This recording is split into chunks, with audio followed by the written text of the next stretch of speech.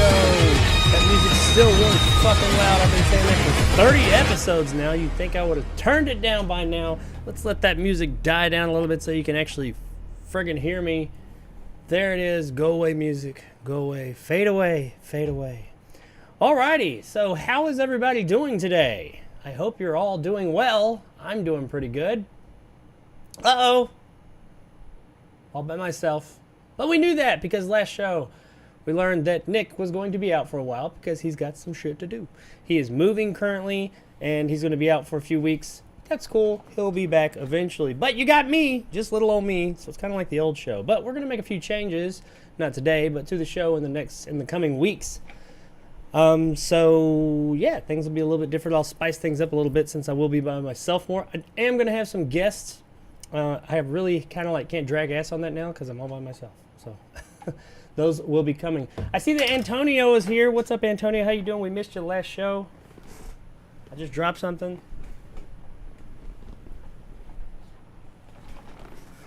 But hey, what is up, Antonio? And whoever else is in here. Hope you're doing well, sir. What's up? Let's go 30. Damn it, Nick. What did we tell you about having stuff to... I know, right? I told him. What's more important? Prioritize, motherfucker. Prioritize. No, he's got... We've known for a little bit that this was coming. Our other podcast... Not other, this isn't really a podcast, but our podcast, his podcast that I'm on, the Fifth Dimension, actually is going on a short hiatus as well. We do have, I think, one more episode for next Monday, and then it's going to be on pause for a few weeks, too. We had filmed quite a few of them ahead. There may be two. Might be two more episodes. It's either one or two episodes. I can't remember what we have left.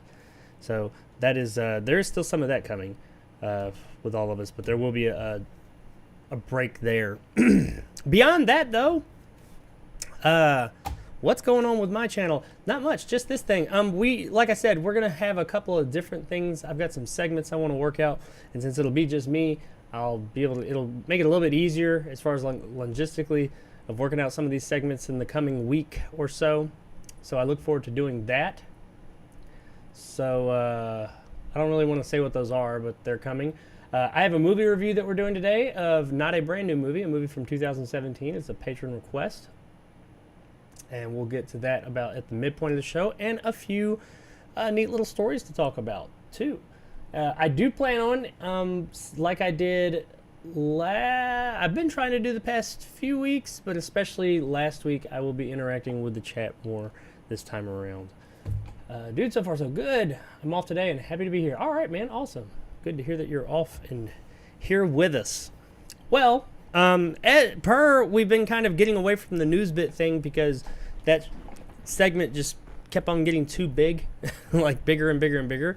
I may still have that every now and then. I don't have that this week. There were a few smaller things going on, but honestly, some of them started going off into some toxicity that I didn't want to partake in, so I just decided not to talk about those. There were some good stories and some interesting stuff, but I didn't like the realms that some of it went off into, and I didn't want to get into that, even though we are going to talk about some spicy stuff today. So I guess, what do I have? Do I have anything special coming to the channel? Oh, I have a review coming probably in the next few days of a horror movie, a little indie horror movie that's been getting a lot of talk called Piggy. I've seen that. I actually saw that like over a week ago. But I have that review coming in the next few days. Something else. Oh, I saw another movie called Bitch Ass. Like, that's the name of the movie. I may or may not review that. I don't know. Possibly. It's got Tony Todd in it. He's like in a bit role. I might review that. We'll see. If I got time, I might. It's real low budget. But anyway, let's jump into our first story of the day. Let's go ahead and get this thing moving with our first story, which is Black Adam. We're almost done talking about this movie because it came out last week. I did a review of it, which hopefully you guys have seen by now. And I really enjoyed the movie. I really enjoyed it more than a lot of other critics, that's for sure. I mean, yeah, it's got its issues, like I said, but it was dumb fun. The movie was a lot better than I thought it was going to be. It was very enjoyable and crowd-pleasing. It's pretty light on story, admittedly, but it did, what it set out to do. It did what it did well, I thought. Had a good time with it. Pretty cool post-credit scene, though it's been ruined for most people. So, but still, a really good time. The movie was fun. Well, apparently I'm not the only one who thought so, because Black Adam easily won the weekend with, wrong button. Black Adam easily won the weekend with $67 million domestically and $73 million internationally for a $140 million global start, which is very well, especially post, well, I guess we're not really in a pandemic anymore, but, you know, movies haven't been doing as well as of late, unless they're called Top Gun Maverick or Spider-Man No Way Home.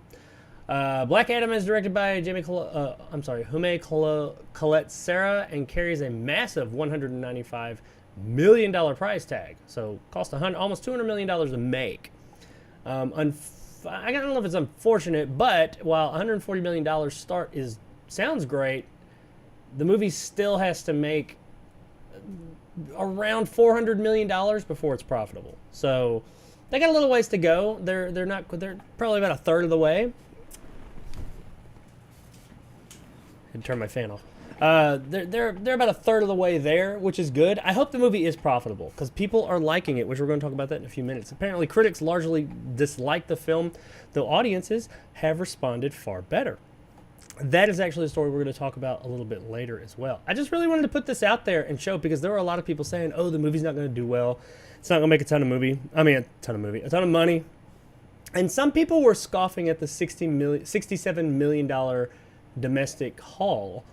But it's in DC. DC's not new, of course, but Black Adam this is his first movie, and he isn't the most well-known character, admittedly.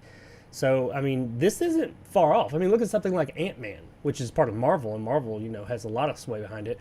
I don't think it did this way. It may have. That was pre-pandemic. But $67 million for a first-time movie from a fairly unknown superhero, I think that's pretty damn good. I mean, they seem to be happy with it, and people are liking it. So, for those of you that were wondering if Black Adam was going to be a success or not, yes. So far it is being a success. We'll see next weekend. I don't think there's anything really big coming out for the next couple of weeks, so it does have an opportunity here to capitalize on that dearth of other big blockbuster movies coming out to make some of its money back. I think the next big thing is Black Panther. Now, I mean, Black Panther's going to come and just wipe the floor with this movie. We know that. Regardless of its quality. Not saying it will be bad, but it doesn't matter. That movie, on name recognition alone, is going to come in and wipe the floor with Black Adam. But I think that the movie has enough time to make that money to get profitable. So I hope so. They are setting up an extended universe, or this is part of that already extended universe, but they're setting up, this is supposed to be kind of a launching point for quite a few movies. We talked about that on Friday. So hopefully this movie does well, so this new push for the DCEU can have a good start, because they are kind of looking at this as kind of a starting point. So those of you that are wondering, yes, it's doing well. But let me know, have you guys seen Black Adam? What'd you think? Were you part of that $140 million worldwide? Let me know in the comments below. What'd you think of it? Did you think it was trash like a lot of the critics, or did you think, like I did, it was just some good, dumb popcorn fun? Let me know in the comments below. Okie doke. That's our first story of the day. It looks like Antonio's still a main contributor in the comments here. Always keep it positive. Yes, sir, I do try and keep it positive, unless it's something I feel particularly strongly about. Real creative title they use there. What, Black Adam?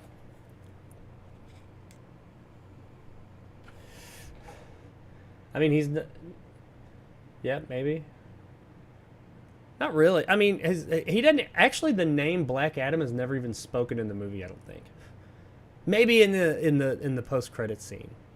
It may be in the post-credits scene, because it doesn't even come up until literally the last frame of the film. He goes by Teth Adam or Tet Adam, something like that. I see it got a 90% of the audience score. Yeah, we're going to talk about that in a few minutes. It is doing very well with audiences, and that's a little thing we're going to talk about here in a few. That What matters more, I guess, is the question. Okay, let's move on, I guess, to our next story.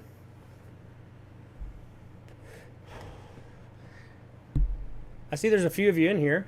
Feel free to comment if you'd like. I am trying to be more engaging with the comments now, especially since I'm by myself and Nick's gone.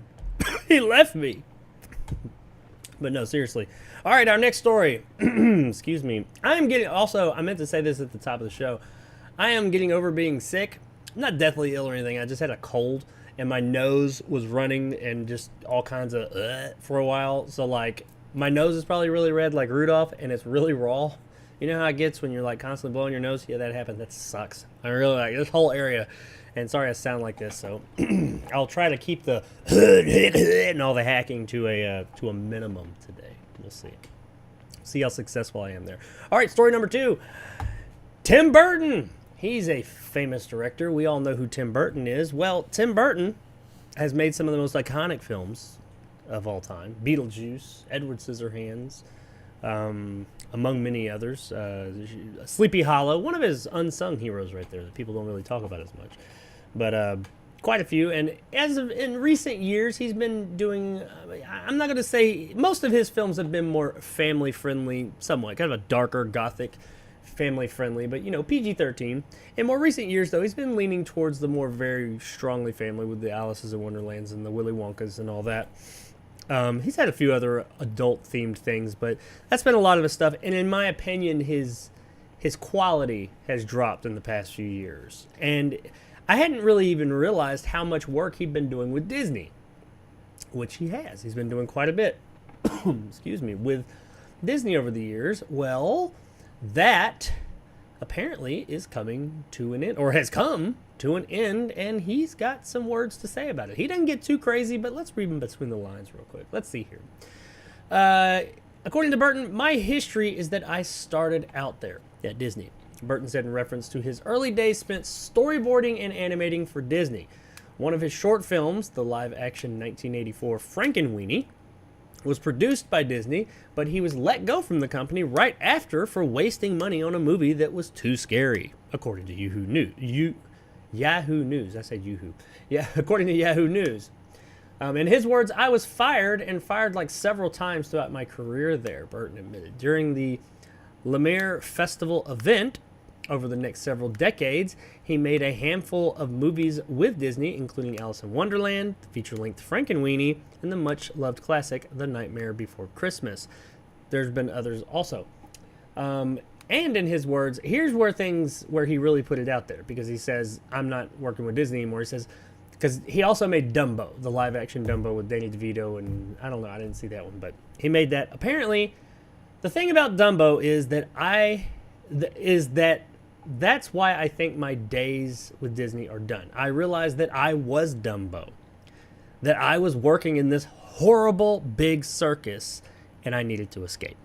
That movie is quite autobiographical at a certain level. Autobiographical. Oh my God, I can't speak today. You know what I'm saying. It was a biography of his life. So apparently, Tim is saying Disney is a terrible fucking place to work, and I feel like Dumbo, like I was caged there like a goddamn monkey being made to do shit I didn't want to do, because that's more or less what Dumbo is, and treated unfairly and treated like a goddamn Dumbo, and he had to get out, and now he's out, and he's doing, you know, the Wednesday thing over at Netflix and all this and that, which is good to hear, because I think that, quite honestly, the vast majority of the work that Burton did with Disney was his least creative stuff, in my opinion. And you had Alice in Wonderland. You had Dumbo, which I haven't seen, but I heard was not received super well. What else they had here? He made Frankenweenie. That was, from what I remember, that was pretty cool. But that was very much like his movie. And Nightmare Before Christmas, of course. See, now that one I don't like how they threw that in here, because he didn't make that movie. Henry Selick made that movie. Tim Burton was just involved with it. He was the executive producer. No, he was heavily involved, yeah, but that was a Henry Selick movie. So, but like a lot of his least creative stuff with the more recent year stuff, there's actually been 2 Alice in Wonderland movies. I feel like was there at Disney, and I think that that's a big issue we see with Disney from a lot of directors. Like these directors that are known for their particular style, Disney brings them on really not for their talent, I don't think, just for the name recognition, aka Sam Raimi with Doctor Strange. You bring them on, and you're not wanting Tim Burton, Sam Raimi, with the Thor movie. What was his name? Kenneth Branagh. People like that, very well-known, respected directors. You're not wanting them to come on to bring their style. You don't want them to come and make a Tim Burton movie at Disney. You want them to come and make a Disney movie and just put their fucking name on there so you can capitalize on that. That's what I feel like. Because his movies started getting further and further away from what Tim Burton was. I want to see more of that old Tim Burton, like the Edward Scissorhands and the Beetlejuice and things, and Pee-wee's Big Adventure. You know, these movies that were very creative and classics. Give us more of that. Whether this Wednesday series he's working on, which he's an executive producer there as well, with Netflix is the one, I don't know. I don't have high hopes for that one, but who knows? Maybe it will be. Maybe it'll be great. But yeah, I think it's pretty cool. Now, I mean, they do go on with this article to say that, you know, he doesn't really specifically say what it is that made him feel that way. But like I said, you can kind of read between the lines. And you've heard a lot of other directors come out and kind of like hint at, hey, working for Disney kind of sucks. And I mean, a lot of just people, just artists and people that work in like special effects houses and stuff like that. Everybody's kind of saying working for Disney sucks, unless you are, you know, an executive at Disney. I'm sure they like it, but everybody else is like, this kind of sucks. So yeah, Disney. Now, also, I am a bit biased here because, as most people know, Disney is not at the top of my list, not my good list. I have issues with Disney. I have for years, and as they've grown and gotten bigger and bigger and bigger, just the way. And I don't mind that they're a big company. That's fine. There's big companies that I don't have a problem with, but Disney gives no fucks and shits all over everybody and does not care and takes things and just kind of mashes them up and sucks them dry of any type of heart or creative like artistry that they had. That's Disney in a nutshell, in my opinion. So it seems like that's what they do to their directors as well. And Tim Burton said, I'm not going to do that anymore. So, but I mean, what? Maybe I'm talking on my ass here. Who knows? I could just be making all this up. I mean, I'm just taking this guy's comments and like I said, reading between the lines. You think I'm crazy? You think I'm wrong? Do you think I'm some asshole who's just talking craziness about beloved Disney? Let me know in the comments below if you think that this is a good thing or not. Now, I will say that if they keep on going down this route, I mean, it'll be a long time because they're so fucking big. And they are still very profitable. People aren't going to continue to work with them. I mean, they're going to stop working with Disney if they continue this way. And Disney does have a history of showing that even if you complain to them about something or do something, they don't care. They just Disney going to Disney. And they'll just keep on steamrolling on and just, you know, people will forget. Disney gives no shit. So let me know in the comments below what you guys think. Do you think Tim Burton is right here? Do you think he truly was being wronged? Or do you think that he and I are just talking shit about poor, sweet, little, pitiful old Disney? Okay. Sorry, guys. I am trying to keep the energy up, but I'm really fucking hot because I am still a little sick, like I said. Last time I'm going to say anything about it. Not going to bitch about it anymore because I ain't a little bitch who bitches about things. Let's check out the comments in between stories, though. LH is here and says, following from Belgium. Hello. Welcome from Belgium from here in the U.S. Hope everything is going well in Belgium. We like your waffles over here. That was a really corny fucking joke. I'm sure I'm not the first American who's referenced Belgian waffles to you. I'm sorry. Let's see. You're all right. Belgian welcome mussels from Brussels. There you go. That's a little bit more original. It's sad too because it seems like it would be a good time for Tim Burton. What? Oh, like Dumbo? Yeah. Well, I mean, for Tim Burton to have like just kind of because working with Disney, you just have like unlimited funds.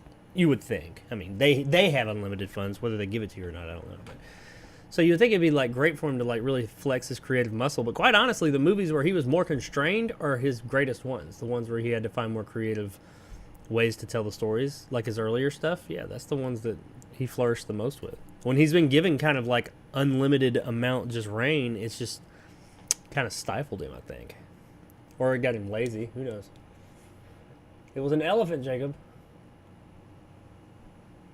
Who was an elephant? Oh, yeah, Dumbo. I know it was an elephant. Oh, because I said monkey. I was just, you know, metaphorically. Disney is such bullies. I agree. I mean, like for Burton's style of filmmaking, yeah. Yeah, his style doesn't mesh with with Disney. I don't think. I don't feel like it does. Especially Halloween, like he should be dropping a banger every year. Yeah, man, he's got that whole I mean, he didn't create Gothic, but like the modern Gothic, I feel like in film, modern cinematic Gothic, that's Tim Burton all the way. And like I said, I feel like Tim Burton has really fallen off. Like years ago, I thought that. I mean, he did that shit to Planet of the Apes, and I've kind of held a grudge against him since then. But he made Big Fish. That was really good. And honestly, he made that movie about the big eyes. The chick who was painting the paintings with Christoph Waltz and Helen Bonham Carter, where she's in everything of his. That was interesting. But like most of his other shit's just been like, what the fuck is this? Oddly enough, I am one of the few people out there that actually like his, like parts of at least, his Willy Wonka or Charlie and the Chocolate Factory movie. Most people hate that movie. I don't mind it. It's weird. I should hate that movie, especially with the way that I feel, because that was a Disney one too. Yeah, I don't mind it. Corpse Bride, yes, LH. Corpse Bride is amazing. That also was... Wait, no, I don't think that was Henry Selick. I think that was straight up Tim Burton. But Corpse Bride was really good. I really enjoyed Corpse Bride. My youngest daughter likes Corpse Bride. She's 2. All right, well, let's roll on into our third one before we get into the review of the day. Ooh, this is an interesting one. Speaking of Halloween.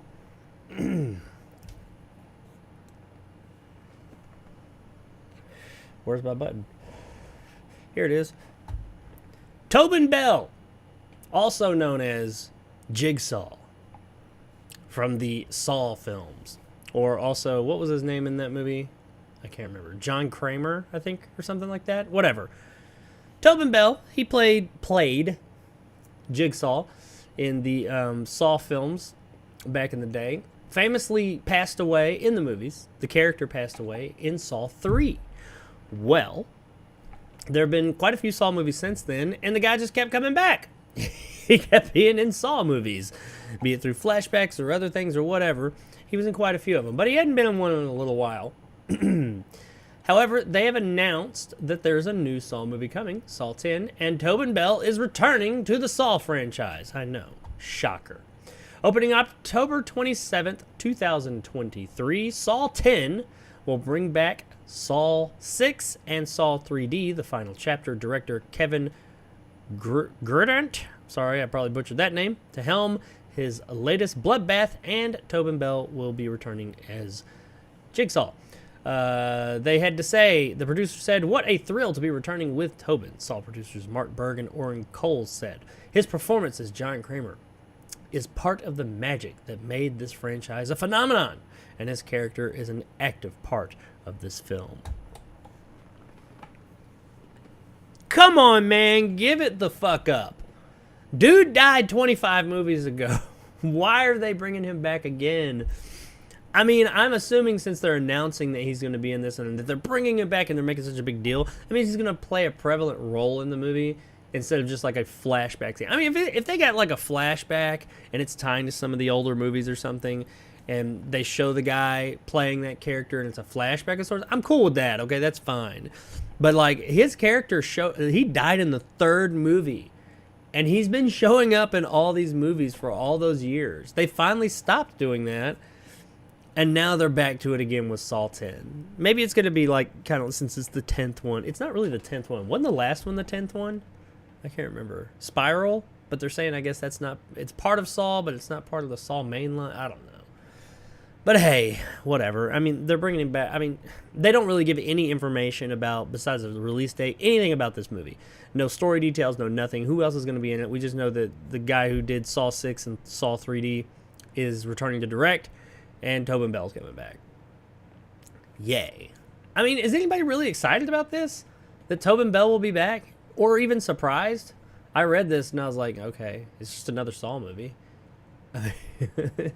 So, at what point did they stop? I mean, I felt like that's what Spiral was. Spiral was kind of there to continue, at least be a bridge, like a gap, to continue the Saw franchise, but to move it forward from Jigsaw. But no, they're going back to it again. I guess because Spiral didn't do that well. I don't really know.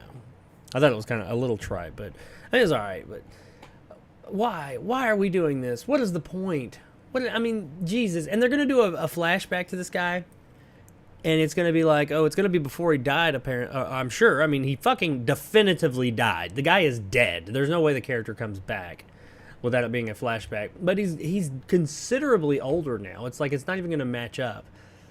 Let it go, people. Just let it go. I mean, if he hadn't showed up, this would be news. If Tobin Bell had not shown up as this character since the third movie. Like, if he had been in the third movie, died, and then they hadn't fucking had him come up in every other goddamn Saw since then, like for literally 7 more movies, and then they said, Tobin Bell's coming back for the 10th one, that would be something people like, oh, what is it? What's he going to be? No, we don't. It's not even a big deal now. It's going to be some like, because the other thing that was really trite about these movies, because I enjoyed the Saw movies, but man, they just got stupider and stupider as they went, is that he kept coming back because it kept more or less showing how all these, like, for years after he died, all these events that are happening, he orchestrated back when he was alive. So it was like, this makes no sense. There's no fucking way in hell someone could orchestrate all of this. It just, way too convenient. But I don't know. Hopefully they're not doing that. I don't know, man. Hey, I mean, there's people out there that absolutely fucking adore this franchise. I really like the franchise, but after the third one, I was kind of like, okay, I'm getting a little ridiculous here. But you guys let me know, I guess, in the comments. Maybe I'm the the jackass, the old curmudgeon. I don't know what I'm talking about. Let me know in the comments below. Are you guys interested in seeing Tobin Bell coming back in Saw 10? I mean, it just doesn't do it for me. I don't get it. I don't get why. I wish Nick was here so we could talk about this. So I'd really be curious to know what he thought about this. I feel as if he would be on the similar place as I am with it. But yeah, just let me know in the comments below if this is something you guys are actually interested in, or if, like me, you think this is A, not really news because the guy's shown back up like for a lot of the movies, or B, why? Why? This is not what I want. If you're going to continue that franchise, just do something new. Move the fuck on! Jesus. But let me know in the comments below what you guys think. Alrighty. Let's see what you guys are saying here in the comments, and then we're going to move into our little review of the day. My live review. Part 10, said Antonio. Wow. Yeah, I know. Wow. I think Spiral was the 10th movie. It may have been the 9th movie. I think. I know that they're making, this is called Saw 10 or Saw X or something like that. This kind of stuff is why I don't really care for new movies these days. The sequels, like sequelitis and all this shit, yeah, I get it. Not all, I mean, granted, there's some sequels I'm looking forward to the second Avatar. But I mean, most sequels nowadays, and just kind of like, whatever. And these Saw movies, Jesus Christ. I tried to stay with them too, but they just got ridiculous. It's definitely a cash grab for sure. LH said, not a big fan. Me neither, man. I just, or man or woman. Like I said, I like the first one. I enjoyed the second one. I thought the second one was fun. Now, these are all like dumb, fun horror movies. I'm cool with it. First one was really good. Second one was fun. The third one I remember being all right, but is when it started getting a little bit, okay, yeah, all right, we're stretching this thing out. I saw some of the other, no pun intended. I saw some of the other ones. I viewed some of the, I gotta stop saying saw. I viewed some of the other ones. I don't remember which ones because they started getting so mixed up. Like the ones with Marky Mark's brother and all that, Donnie Wahlberg and all that. And I saw Spiral. I didn't see the one or two right before that. I had just given totally up at that point. So they may be fucking amazing. I don't know. Saw 3D. I think it's Saw 6 or Saw 3D. I heard one of those is actually good, but the other one's like terrible. So it's like this guy they're bringing back to direct. He's like directed a really good Saw movie and a really bad Saw movie, according to what I've heard. Haven't seen it myself, so I don't know, man. Maybe I'll sit down and watch all these, attempt to binge them one day. But I do know that Tobin Bell's in a whole lot of them, and I was always just really confused as to how's this guy keep coming back? He died all these movies ago, but whatever. I see Donnie was in them up until part 5, yeah. I think he's in 3. He's in part 2. Yeah, he's in part 2 and 3, and then after that, I don't know. Yeah, he is in some, I guess 5 you're saying, but I know he started in part 2 because he was the police officer who was. I think his son was in there with those people, and he was like in the safe or something like that the whole time, or I don't know. They all have great publicity too. They do. Funny story, funny joke. Totally unrelated. I mean, it's related, but not related to this particular story. Back when I was at a Walmart or something like that one day, and I don't remember which Saw this was, but it was when they were releasing them pretty much every year. There was a kiosk they had back when they may still do this. I don't really go to the store very much anymore. I order all my shit online, but they had like the kiosk for like the new movie of the week, and it would have like it was a very specific kiosk. It had like artwork on it, and then it'd have the movies in there. You can grab the movie from the front, not in the back with electronics. But it said like it was one for Saw, and it said what did it say? It said like There Will Be Blood. Yeah, it said There Will Be Blood, and I think somebody had taken like Bambi and replaced all the Saw movies with Bambi. Or something on like one side, not the whole thing, but like on one side of it, like one of the small sizes, like in between where the movie said, it said like There Will Be Blood. That was whichever movie used that as its tagline, or it said something like I don't think it was There Will Be Blood. It was like Will There Be Blood? Oh yes, there will, or something like along those lines. And they had put like Bambi DVDs in there. I don't know. I found that really funny. I was like laughing my ass off in the store. Everybody else was probably like, what the fuck? Or they're like, look at this sicko. It's like out of 10 movies, you'd think they'd have gone straight to DVD by now. And they make money. People go see that shit because they always release them on or right around Halloween. And I mean, that's a smart move. People like going and seeing scary movies in theaters. Look at that Terrifier movie. Terrifier 2. I mean, it's like a fucking B movie. And it's like killing it in theaters right now.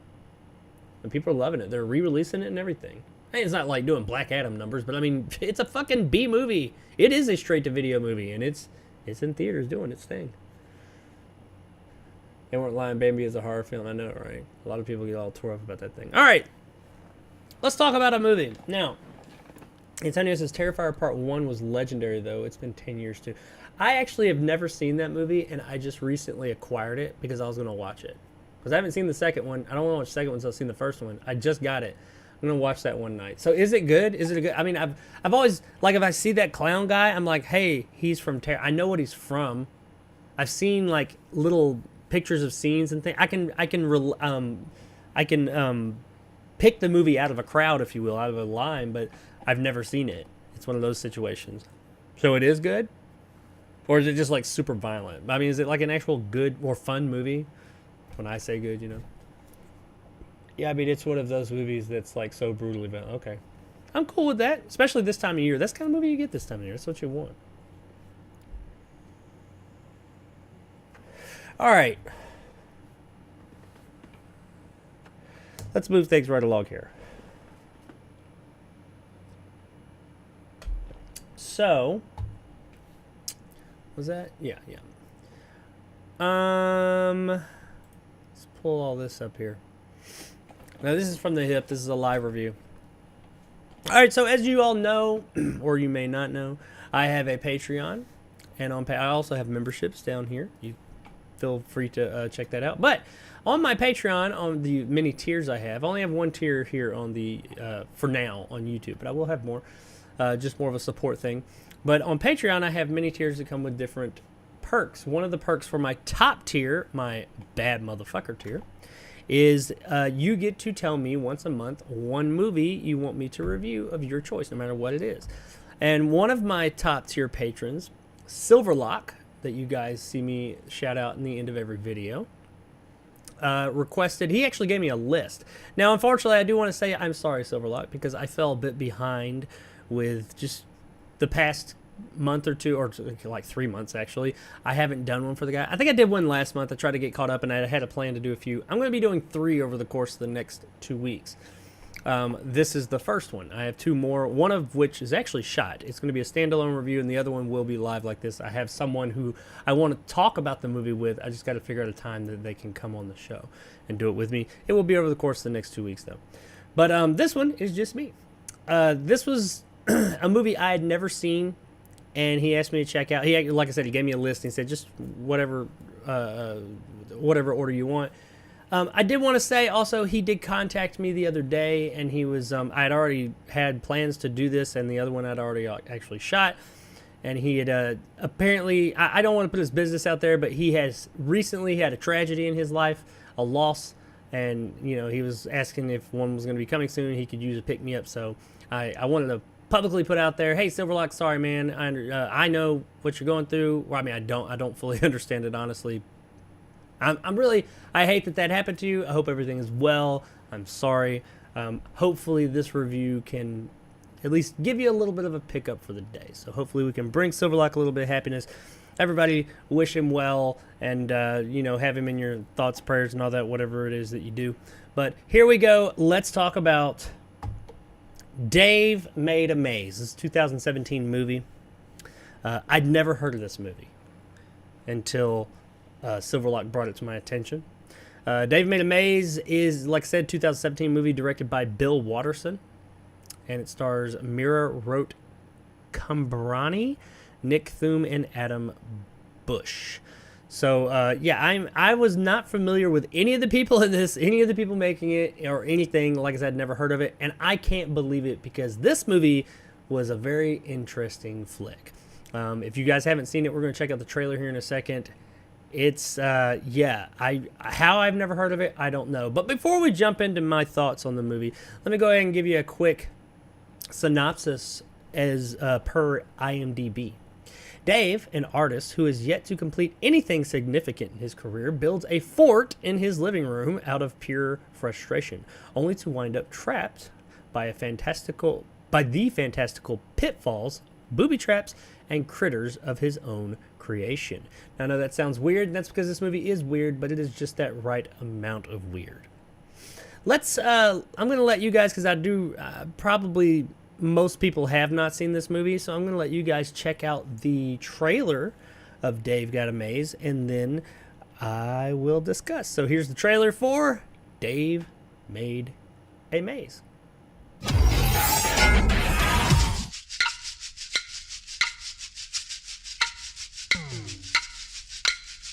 Hey!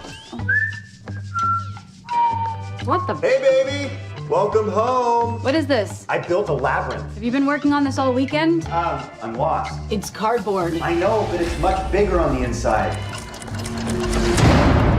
I'm going into the maze. No! I don't want you to get lost! Okay, just ignore me. Do what you're doing. Put some music over this. It'll be a montage. It'll be awesome.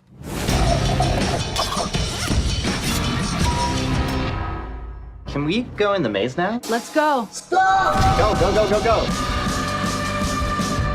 It is bigger. This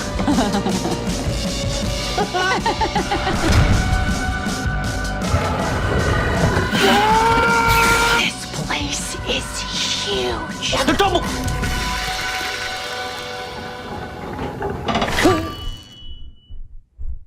Okay, I think we're good. Get out of here! Dave! Follow me.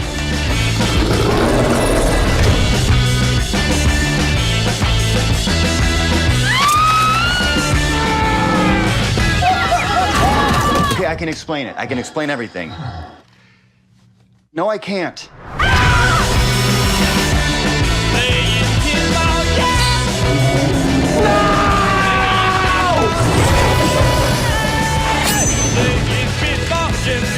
Instead of trying to defeat the maze, we've got to complete the maze. We're not just doing that because it rhymes. Well, then how about instead of trying to diminish it, you guys help me finish it? Oh! Yes! Yes! He's back. So there is Dave Had a Maze, the trailer. That was an interesting trailer, and it goes with an interesting movie. So what's the basic premise of this movie? Well, basically, and this is hard, I'm not going to give anything away. I'm going to try not to spoil things here. It's pretty much like the synopsis said. Dave's girlfriend, who is played by Mira Rote Kubani, I'm sure I butchered that, sorry, Annie is her name. She comes home from work or wherever one day. I think she's been on a trip, and she comes in and she can't find him anywhere in the house, and in their living room he has built a fort, a very elaborate fort out of cardboard boxes, like out of refrigerator boxes and stuff. I mean, it takes up a lot of the living room, but not all of it. You can walk around it. It's not huge. Probably big enough. It looks like it's big enough for like 1 or 2 people to fit inside. And she hears him inside of it saying, hey, I'm in here. And she's like, all right, just stop fucking around and come on out. And he's like, I can't, and blah, blah, blah. And they go on, and it's very surreal. This movie is kind of kooky and surreal. It's grounded in reality a bit at a point. And then he keeps telling her, I can't come out. We get the idea that Dave is kind of eccentric. He is apparently an artist. And he apparently has issues finishing anything.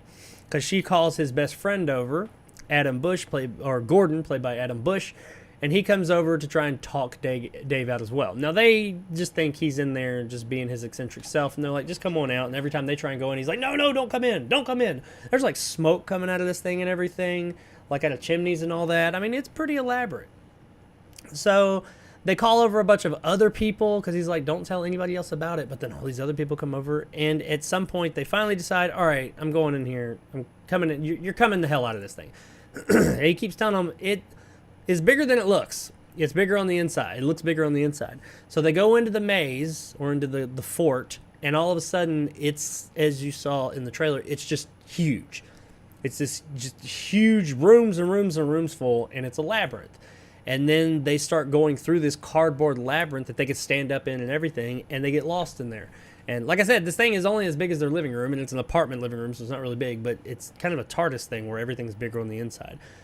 And they do absolutely acknowledge the absurdity of this, but they end up getting lost and are just kind of stuck in this situation. And a film crew comes along with them. They just kind of showed up. They were one of the people that they called. And they're like doing like a documentary of it as they go through there looking for them and some of their friends. And as they go along, they start finding that, hey, this maze has booby traps, and these booby traps start taking some people out. Now, the cool thing about this is when it takes the people out, when they get killed, they don't just, it's not like bloody, violent, blood and guts everywhere over the top. It's all within like this kind of cardboard-esque world, if you will. Like when someone gets their head cut off and it's like confetti, that red confetti starts going everywhere and yarn and all that. Their head falls off, yes, but it's all that. It's not ever real blood. It's just like violent. It's kind of funny, but they're being as violent as they can be with like confetti and stuff. It's kind of weird. Other things, people get taken away and they get stabbed with like paper or toilet paper rolls that have been like made sharp, and like they're stabbed with those and stuff like that. But it's never like Terrifier type levels of violence. It's always somebody gets stabbed and like confetti and paper and stuff like that comes out. So it's kind of weird, but they are dying.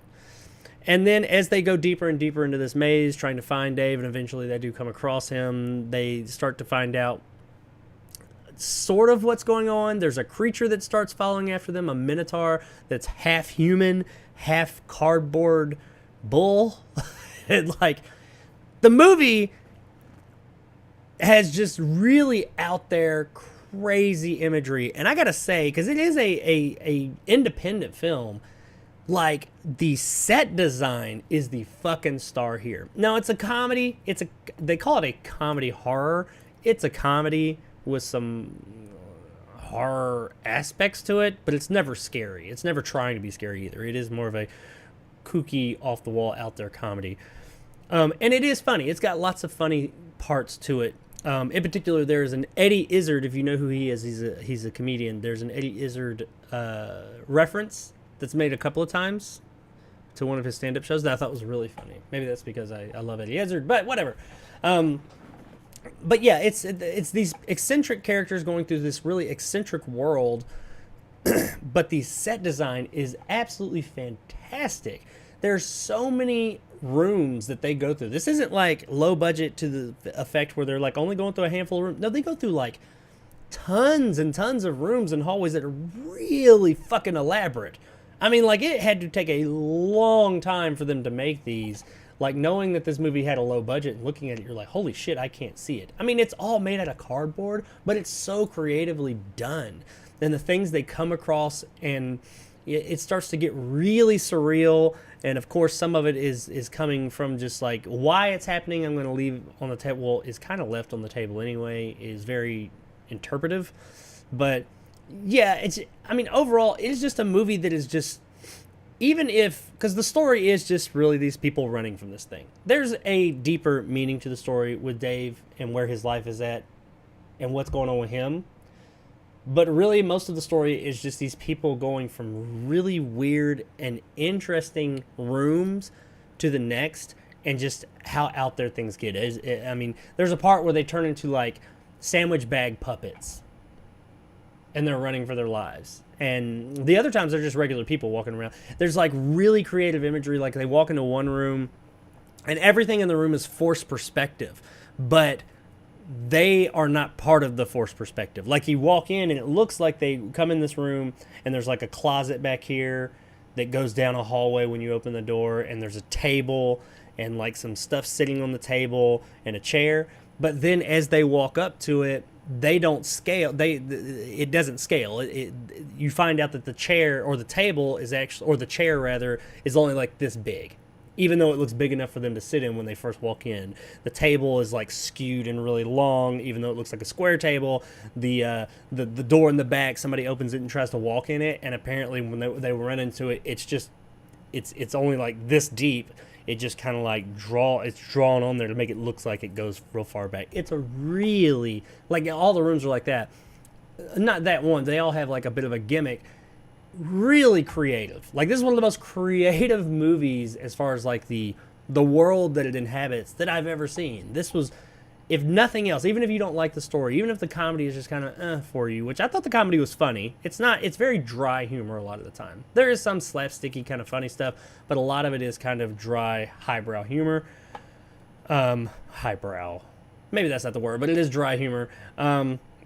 But if nothing else, the visual experience, just watching this movie of all the different places they go and how much, because it's all practical too. It is all practical and it looks fantastic. And then as it goes on, it gets weirder and weirder and more characters start showing up, some of which are totally made of cardboard. Now they're people within cardboard suits. Like I said, it's all practical. And they look great too. I mean, the level of detail in this movie is like painstaking. You're looking at it and you're like, Jesus. Everything in this movie looks like this had to have been a labor of love, like a passion project, because if not, it would have cost a fucking fortune. But it was beautifully done, beautifully shot. Like from a technical standpoint, this movie is gorgeous. It's great. Performance-wise, I mean, everybody does, they do what they're there to do. They are supposed to be a bit off-kilter, all of them.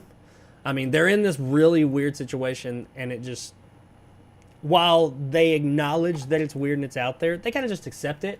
More accepting than I think most people would be in real life. But that's kind of the tone of the film as well. It's kind of eccentric and out there.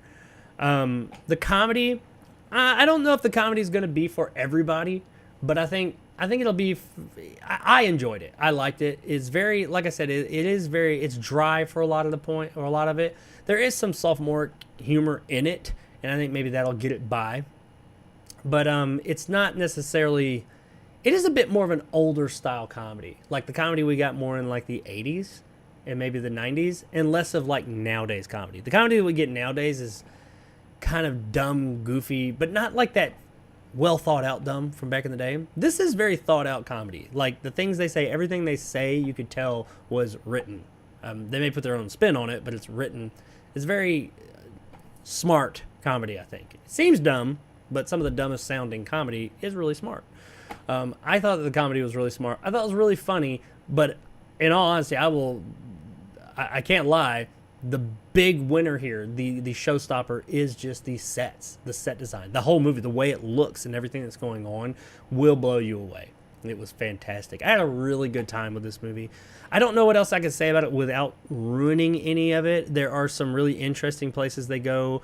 And what I also liked is as they go to these, whenever they come across these interesting new sets, there's always something there that they have a joke or a thing that plays off of it. There's one with a particular part of a human being that that everyone is like drawn to, and they kind of go through everybody like doing this one bit where they're like, no, it's not what it looks like. It's not what it looks like.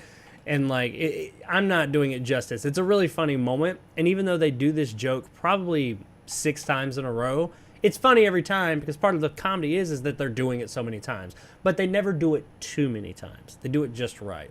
But yeah, there's quite a few of those. Now, when you get to the end of the movie and we get to where it goes, it does try and, I will say, I got what the movie was trying to say because it does have a deeper meaning and to what's going on.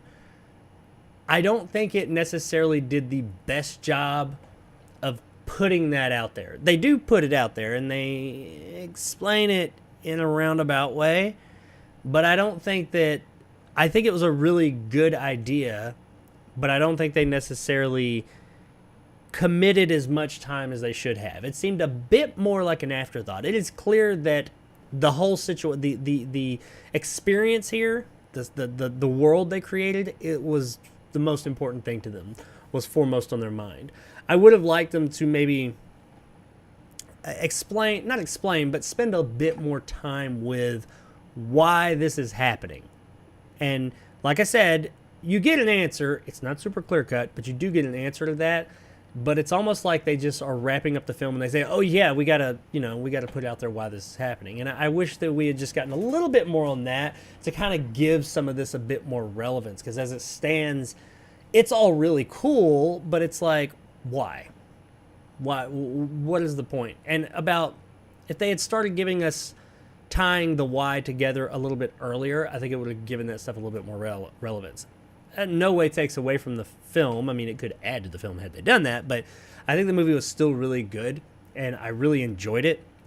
And it is definitely very different. If you're looking for a very different experience and a very interesting experience and something that is really going to keep your mind going just by how articulate and fantastical this world is, this is it. This movie looks fantastic. It is a visual masterpiece. A little light in the story, lighter than I would have liked in the story department, but it makes up for it with great characters that have some great screen presence and fantastic set design and everything that's going on. But let me know in the comments below if you guys have seen this movie. Oh, I guess I got to give a rating, don't I? Yeah. I mean, me myself. With all that being said, I would say that this movie is absolutely, I have a hard time saying it's worth a buy because I do know that this isn't going to be for everybody. But I will say it is absolutely worth a rent. For me, I'm probably going to, if I can find like a nice version of this, I think I might pick this one up. I really enjoyed it. I think some people, this is totally going to be worth a buy. Some people even more than that. But I think as a whole, for the majority, I'm going to say it's definitely worth a rent. But yeah, you guys let me know in the comments below what you thought, if you've seen Dave Made a Maze. If not, go check it out. It's on Amazon Prime, and if you're a Prime member, which so many people are, you can watch it for free there. You don't have to like rent it or anything. It's part of their streaming, so it is absolutely worth checking it out. That's where I checked it out, and I loved it. I thought it was really damn good. Alrighty, so that is Dave Made a Maze. Let's see, have any of you guys seen Dave Made a Maze? Let's look up here. Antonio said, I personally don't enjoy the extra violent scenes in Terrifier. I get it. Dan Silverlock, all the best to you and your family. Yeah, man. Silverlock, I hope everything's going well for you, man. Looks like a super fun movie. It was, man. It was really fun. I thought, excuse me, I thought it was really fun. Very interesting. Where can we watch the Mo video? The Mo video? Oh, watch the movie. Amazon Prime. That's where I watch. I mean, it may be in more places than that, but it's definitely on Amazon Prime. I watched it the other day. It's free on Tubi, which is... Oh, it's on Tubi too. Okay, there you go. Also available on Peacock. Damn. Thanks. No problem. Yeah, apparently it's on Amazon Prime, Tubi, and Peacock. Who has Peacock, though? I know one person who has Peacock, and it's another movie reviewer. And I don't even have Peacock, and I got all them things for, work and all that, but I don't have Peacock. I haven't had a need for it yet. if the movies, it's just so happens every movie that came to Peacock that I was gonna review, they sent to me early, so I haven't had to pay for Peacock because, nothing against Peacock, just nothing has piqued my interest for it yet. Reminds me of that movie Little Monsters. Yes, with Howie Mandel and Fred Savage from the '80s. Yeah, man, the aesthetic, absolutely. I mean, yeah, it's all cardboard and stuff like that, but yeah, that feel when they're inside the maze, which is most of the movie, that whole feel right there, that is, yes, you hit the nail on the head. He had like this entire world underneath. Yeah. I haven't seen it myself. Yeah, Little Monsters was awesome. It was like Monsters Inc. from the 80s. A cooler Monsters Inc. It's definitely worth a watch from your review. Yeah, it is. I think so. Thanks for the review. I'll watch it. All right, awesome, man. You guys let me know what you think of it. I don't only Nick, right? Yeah. If they keep cutting these exclusive movie deals, we're going to end up with them all eventually. I actually think that the whole streaming platform thing is going to crash. Because what's happening is it's turning into the same thing as cable networks from back in the day. I mean, the whole idea behind streaming movies like Netflix and all that was to cut the cable cord. You know, cut the cord and not have to have cable anymore. But now all they've done is move from cable to streaming. So now instead of having to have all these cable channels, you have to have all these streaming platforms. And I really think it's going to collapse. And I don't think all of them are going to. I just think a lot of these smaller ones are going to get consumed by the larger ones. You're going to end up with one or just a few of them, a small handful that are going to be the kings of it, and they're going to have everything. Unfortunately, Disney Plus will probably be one of those, and I hate Disney. I'm not even a fan of Disney Plus. But Disney's such a juggernaut that they can bully their way in and just take whatever. Which we're going to talk about something else they've taken that's not even theirs, that they have now exclusive rights to. It might not mean a lot to many of you, but really irritates me. We're going to release this movie on this platform only. Yeah, they do that. They've been doing that a lot. That's how they're trying to get people to come to those platforms. And that's cool if your platform offers a lot of other stuff worth value. Like Netflix. I think Netflix has a lot of value in other things. So when something goes to their platform exclusively, I'm like, it's cool because there's other things here I want. HBO Max. I really like HBO Max. I think they got a lot of variety there. Disney Plus. I'm not a Disney fan, even though they own a lot of shit now that I am a fan of, some of it. But they're only Disney. That's their one big thing. Now, I mean, they own Hulu too, so all their non-Disney stuff is on Hulu, for those of you that didn't know. It is indeed a bubble. I wonder what's to stop Prime from just gobbling them all up in that case. Well, Amazon Prime technically, this is a weird place, but when they don't even count Amazon Prime member, like when they're doing the whole thing, who has the most. Netflix is still king because Amazon Prime has so many subscribers, but they can't really count that because the vast majority of people that subscribe to Amazon Prime, they don't do it for Prime Video. They do it for deliveries and stuff like that. Getting free shipping through Amazon. So because Amazon, I think that theirs is somewhere in the neighborhood of like 250 million. Netflix, who is number one, is like 120 something million. So I mean, they could come in and say, yeah, we've got more than twice as much as everybody else, but it doesn't really count. Pac-Man style, yeah, they're gonna gobble it all up. All right, let's move on. Got a couple more stories before the end of the show.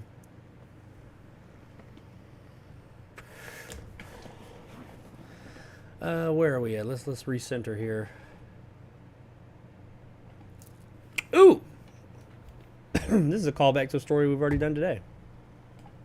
Let me get a drink. All right. Let's talk about Black Adam again for just a minute. I know we already talked about it once today, but we're going to talk about a different aspect of Black Adam. And that would be Black Adam's review scores. Seems pretty clear-cut, but as I said in a story earlier, there is quite the split there. Black Adam's Black Adam marks, let's give a few stats real quick. Black Adam marks Dwayne Johnson's biggest box office opener in the U.S. as a leading man. So that's cool. I think he had $67 million in the U.S., 140 worldwide as of the weekend. The film has been widely panned by film critics. Its Rotten Tomatoes score is 39% from 219 reviewers. Audiences, though, appear to be responding more favorably. Johnson has reportedly touted the movie's 90% audience score on Rotten Tomatoes, which is the highest audience score for a DC theatrical film since Christopher Nolan's Dark Knight trilogy. Now, that is something because we got a 39 from the critics, which I'm a critic. I gave it higher than a 39. 90 from the audience. That shows that there is a divide between there. Either that or it's being review bombed, which I hate that term because people are always, anytime something's getting bad, something that's particularly beloved by certain people, it's being review bombed. Nobody's really saying this is being review bombed. But yeah, critics not loving the movie, but the rest of the world, everybody else, they're digging it. I think that's pretty cool. Apparently, The Rock went to Instagram, I think that's, or maybe Twitter. He went to one of those places, and he said a huge thank you to the fans for our amazing 90% audience score for Black Adam. Johnson wrote on Twitter. It was Twitter. Highest audience score for a DC theatrical film since Dark Knight. As always, the fans matter most, and we're always committed to deliver for them. So make sure you stay till the end credits. Now, I like that. He had more to say. That's what I like about The Rock, and I got to agree with what he's saying there. And this is coming from a critic. This is coming from someone who wants you to come and listen to my views on movies and make a decision. Well, I don't care if you make a decision, but I just want you to come watch my videos, and I review movies. So, yeah, I want you to listen to my critical response to a film. However, I like the fact that he's saying, fuck the critics. That doesn't matter. What matters is everybody else. The people are who. We didn't make this movie for critics. We made it for the fans. We made it for people. And you guys are loving it at 90%. And I think it's great. And he's absolutely got something to be proud of there. Earlier in the weekend, Johnson called the 90% audience score for Black Adam so gratifying for so many reasons, adding, thank you so much for all the love and support. In the end, the only thing that matters to me is sending the people home happy, and that's what I'll always fight for. You know what? That's commendable, in my opinion. I think that's awesome. That's you have these people that always want these high critic raves and reviews and all that. I mean, I think if you make something, you want everybody to like it. Of course, you want people to say good things. But when you have like the critics kind of pretty much bashing your film, but then everybody else, because the people have a voice now with things like Rotten Tomatoes and all that, and they're putting out there that, hey, the people are loving it, and he's humble enough to come out there and say, you know what, I don't really give a shit about them because you guys are who we made it for. I think that's great. That's awesome. And if Black Adam, movies like this that were really fun, if you just, pull the stick out of your ass and have a good time with it, these movies are really fun. If that's what we got, if that's what the filmmakers have to be, that's the mindset they got to be in, is that, hey, we're doing this for the fans, not the critics. Not all the bullshit. We're doing it for the people who want to go see these movies and love them. If we get movies like this because of that are passionate and fun, please continue doing that, because I don't give a fuck what critics say, myself included. Just keep making fun-ass movies that are entertaining, because that's what the fuck movies are supposed to be. I don't need Schindler's List for everything. Love Schindler's List, by the way.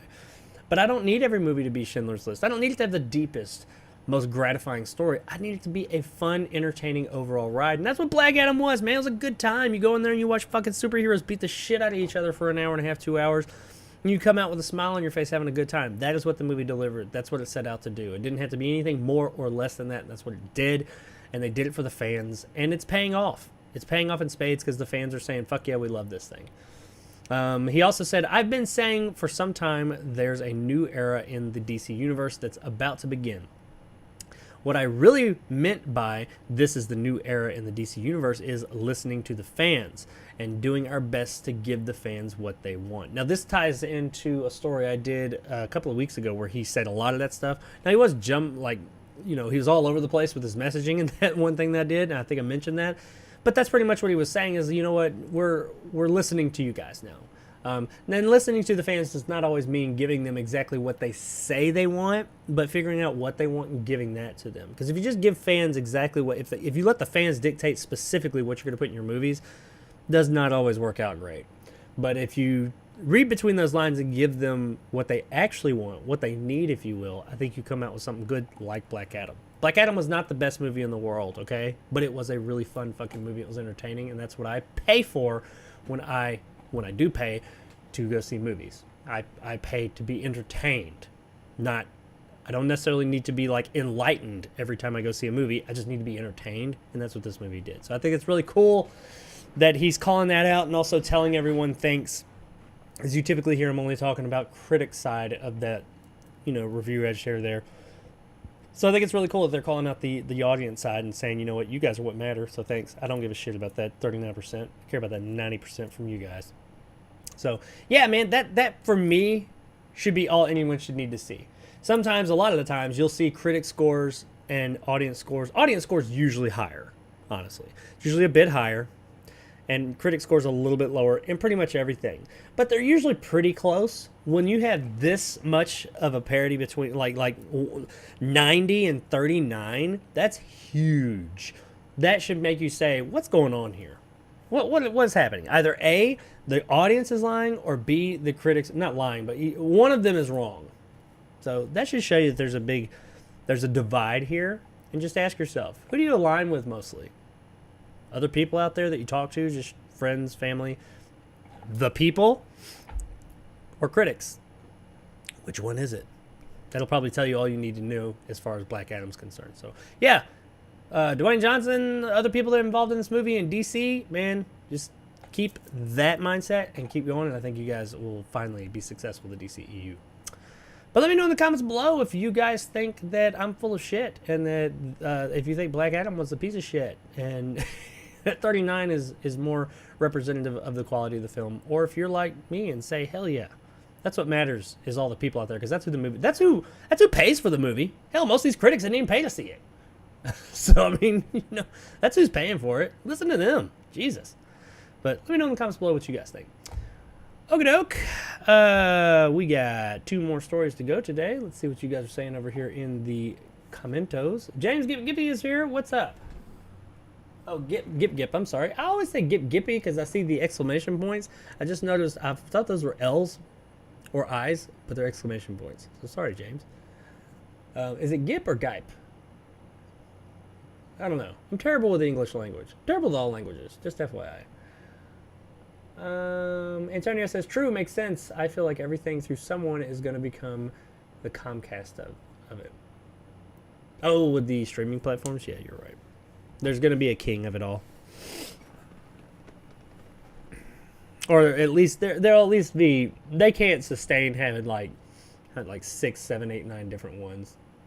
And there's so many of them out there. There's a lot of them people don't even think about. That are so small, people don't even know exist. But there's tons of them.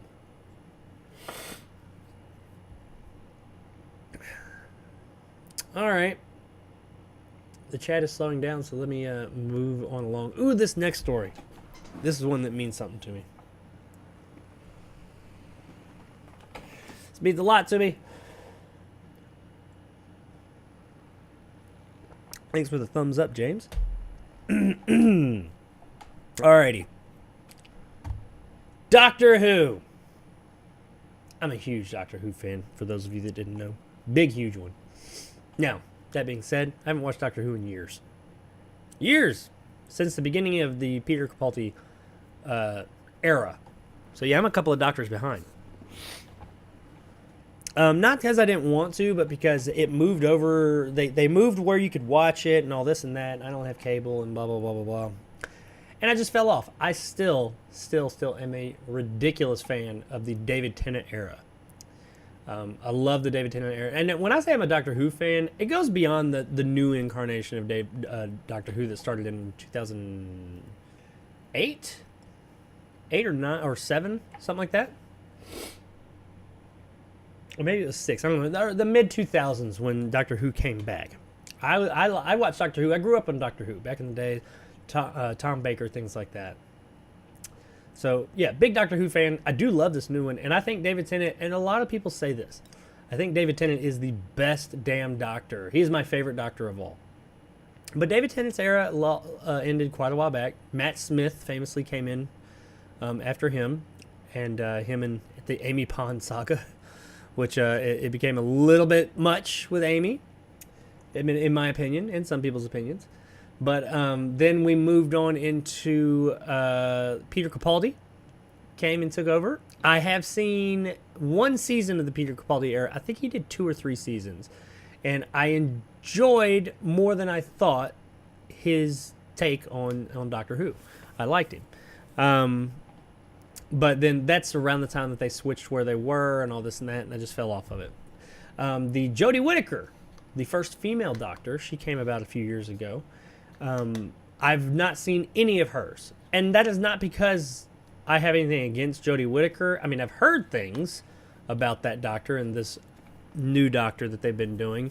I haven't heard good things, honestly. But, you know, I have no idea. I have not formed my own opinion about it. I've meant to get back into it, but I refuse to watch the Jodie Whittaker Doctor until I finish the Peter Capaldi one. So with this news here, I think I'm going to get caught up quickly here soon, because some good shit's coming out. Kind of, sort of. It's good overall. David Tennant did come back for the 50th anniversary, I believe it was. Damn near 10 years ago now. He came back for an episode with Rose. I cannot remember the young woman's name. She was back in it as well. She came back for one episode, and I think that was the one where Peter Capaldi, or he took over the next episode. Matt Smith was in it. It had all the Doctors come back. It's for the 50th anniversary. All right, so you're probably like, okay, great. Thanks for that oral history of you and Doctor Who. Why are you talking about this? Well, because Jodie Whittaker, was current Doctor, just had her series finale last night, and Jodie Whittaker, the 13th Doctor in the long-running sci-fi show Doctor Who, ended her time with the show as part of this week's season finale. Though instead of the sex education star Nuktai Gadwa, I'm sure I butchered that name, sorry, who had previously been announced as the Doctor, fans got a surprisingly familiar face. David Tennant, making Tennant the 10th and 14th Doctor now. Let me explain. Okay, so apparently, and I have not seen the episode, but Nukati Gadwa, I'm sorry about that name, dude. He was supposed to be taking, everybody knew that, yeah, he's going to be taking over the reins as Doctor Who at the end of this season. And typically, for those of you that aren't familiar with Doctor Who, at the end of a particular actor's run as the Doctor, he does what's called regenerating, and he kind of like becomes energy and then becomes another person. Still the same character, but it's another, he up until Jodie Whittaker, regenerates into a new-looking human being, or a new-looking being. And sometimes we'll have different mannerisms and things like that, but it is still the Doctor. So it's the same character all the way back from the 50s, or late 50s, early 60s. And that's what happened with Jodie Whittaker's character, but instead of being this Gadawa guy who everyone thought was going to be, or is going to be the Doctor, it's David Tennant. A lot of people's favorite Doctor, especially favorite living Doctor. And people apparently were like, holy shit, what's going on here? Well, the BBC reported that both Tennant and Catherine Tate, which we'll talk about her in a minute, are reprising their roles for the show's 60th anniversary. It's also been confirmed that they will appear in 3 special episodes airing November 2023. Gadawa will take control of the TARDIS, that's the Doctor's ship, after Tennant and his first episode, with his first episode airing over the holidays in 2023 as part of the Who celebration. So in other words, what they're saying is there's going to be a year off of Doctor Who. Though that is not uncommon, because Doctor Who sometimes, especially between Doctors, have long stretches of time that the show's not on. By long stretches, I mean like a year. But they typically do holiday specials and stuff like that. And it looks like David Tennant and Catherine Tate, which was one of his companions that we have been waiting, fans of the Tennant era have been waiting to see the Dr. Donna, which her character Donna, come back for a long time. That's her here in the background. You've probably seen her in other things too. She's on The Office and some other stuff. She's a comedian. She had one of the coolest story arcs in David Tennant's Doctor Who series. It was actually there at the end of his run. She had one of the coolest little stories that we really wanted to see come back around, and it just never did. So I'm really looking forward to this. And apparently they're going to have a few specials, 3 or 4 specials next year, November next year. And then this guy will come over. But I guess David Tennant is now not just the 10th Doctor, because he was the 10th version, but he's the 14th. And then this new guy, Gadawa, will be the 15th. So that's interesting. I wonder how they're going to do that. So yeah, I need to get caught up on this show so I can watch this thing. So I got a year, but I think I'm going to do it quicker than that because there's quite a few seasons I'm behind on. And I watch shit slow. But me, myself, I'm really excited about this because like I said, Tennant is my absolute favorite Doctor by far. I've got his sonic screwdriver. I dressed up as him at a con one time. Yeah, you're not getting pictures of that shit because I was a super dork. And just I love his character. My kids, my older kids now, back in the day, we all watched this together. They still love David Tennant's Doctor. It's just he is my Doctor, if you will. Now when you talk Tennant, he did have some comments on it as well.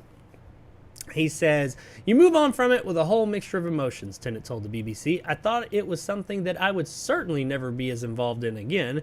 It's like being given the loveliest present, and I'm very, very excited. I'm thrilled and hope people enjoy the stories we've got to tell."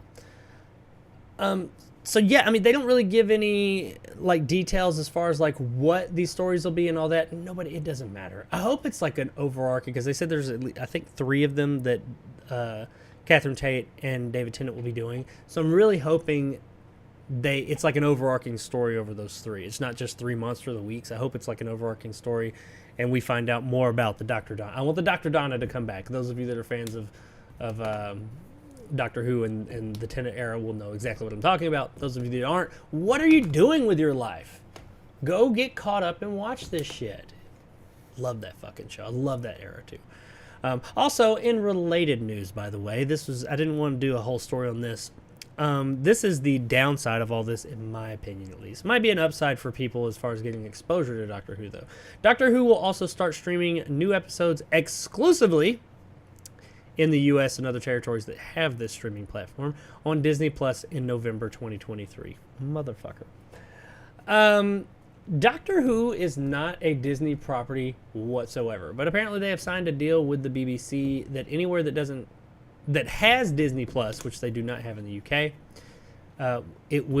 new episodes will be coming to Disney Plus and nowhere else. So starting November, if you want to see Doctor Who moving forward, you have to have Disney Plus. If you live here in the States and I think Australia, the places that have Disney Plus, that's the only place you're going to be able to watch it. Right now, I think it's on Amazon. I think all of them are on Amazon. Maybe it's Hulu. I think it's Amazon. So if you're interested in watching it now, all the great ones, go back and watch those. I have no idea if the new ones are going to be great because I haven't seen them yet. But that's just a little side story to it all. But hey, David Tennant making his triumphant surprise return. I kind of wish I didn't know that. They wouldn't have been able to keep this secret. I kind of wish I didn't know this and I would have just kind of like seen it. But I don't know how they would have like been able to spur me to get back to watching the show and get caught up to be prepared for it. So I guess kind of just had to tell us. But David Tennant is back as the Doctor. What are you Doctor Who, you Whovians out there? What do you think of that? Are you excited about it? Are you scared about it? Do you think it's going to be a good thing, a bad thing? Have you seen this final episode? I've not seen it. Was it kind of like a holy shit moment to see David Tennant come back as the Doctor? It would have been for me, that's for damn sure. Let me know in the comments below, and also let me know if you've seen Doctor Who, who your favorite Doctor is, if you're looking forward to this, or if you plan on maybe checking out Doctor Who now that you've heard me talk about it here. Let us know in the comments below. All right. What are we talking... Uh-oh.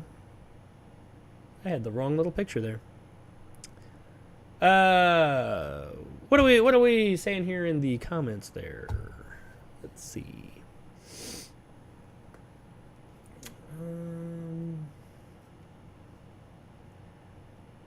Thanks. LH says Jodie was a great Doctor. Okay, cool. See, I mean, and that's the thing, and I couldn't decipher, and I don't like getting into the politics side of things, but I couldn't decipher whether...